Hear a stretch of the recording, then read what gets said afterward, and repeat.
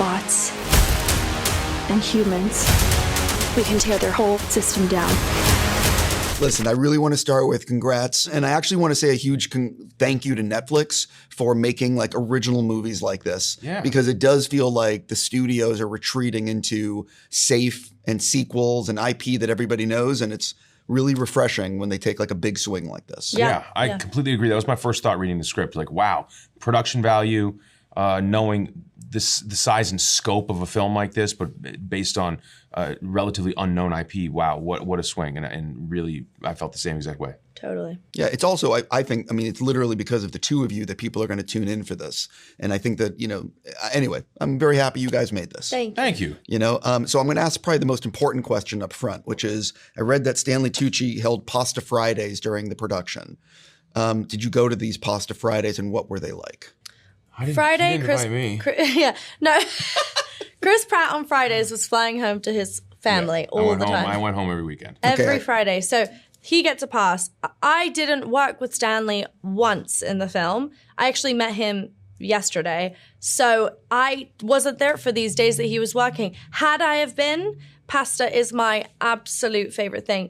Although I did have a hairstylist, Luca, who he also made pasta, and he's very traditionally Italian, and it was exquisite. So there's a lot of Italians on that set. Yeah, it's true. And when I would do a good job on a take, I did get cannolis. I was promised cannolis, and I got a cannoli. So yeah, it's a lot. It's very Italian. I love Italy, and Italian food. So yeah, it was a yes. Yeah, the Russos don't mess around. They really don't. They really don't. This is not about the movie, but it could be. For both of you, what's the most amount of takes you've ever done on a project, and why? Oh my gosh. I know my answer. You go first. I'll think of mine. I was on Godzilla, and I did 70 takes for one shot. Really? Yeah, I did. It's almost like a Fincher shoot. I'm joking. I love Fincher, but still. That's right. No, I mean, it was definitely intense.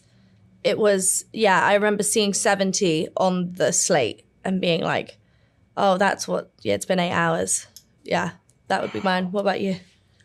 I don't know. I always nail it in the first two, and then if they want another one, I say, if you want another one, print it twice, and then I walk off.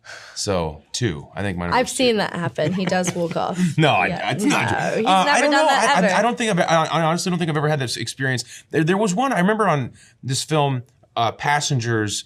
There was like a stunt sequence where I was being pulled through an elevator. And like the spaceship I was on opens up, and I'm being yanked through this, and we could not get it right because it didn't feel like I was being pulled straight out. It felt like I was on wires. And I know that we did that at least 25 times, and it was a really violent stunt. So the next day, my entire arms were black underneath. But I was the one insisting on doing that. That is similar to the Godzilla thing, though. It was like a huge stunt. It was a huge thing. That's why we kept going. It wasn't like a dialogue scene. I think if it was a dialogue scene, I think I would have cried. I think the important thing, in my motto is always perfect is good enough. And so if you got to get it right. You just do as many times as you have to.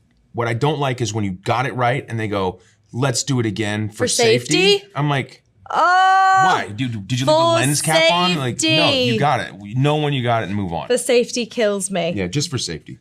I've heard this many, many times. So one of the things about the author, Simon's book, graphic, I'm not sure what the right terminology is. The neurocasters are like a metaphor for basically like smartphones. Yeah. And the fact that people are just disappearing in technology. And one of the things that the film is getting into is, trying to step back and enjoy the physical world. So for both of you, do you feel like you have an addiction to like your smartphone? And what do you do to sort of push technology away to be like with people and in the moment? I do feel like I have an addiction with the smartphone, and I'm mindful about it, and I try to use it less. And so when I'm around my kids, I try not to use it. And I also try to make sure that the time that I am spending on our phones, because inevitably we're going to do things on our phones, that I'm doing something that's a little bit more nourishing spiritually or mentally. So like rather than scrolling through passive entertainment, based algorithm-driven content, I'll do like, I started that Bible in a Year thing on our show and on our movie, and I do a lot of books on tape and listen to music and that kind of stuff. So, or do meditative apps and things like that. So trying to fill the finite amount of time we have to use our phones to actually do something productive, you know.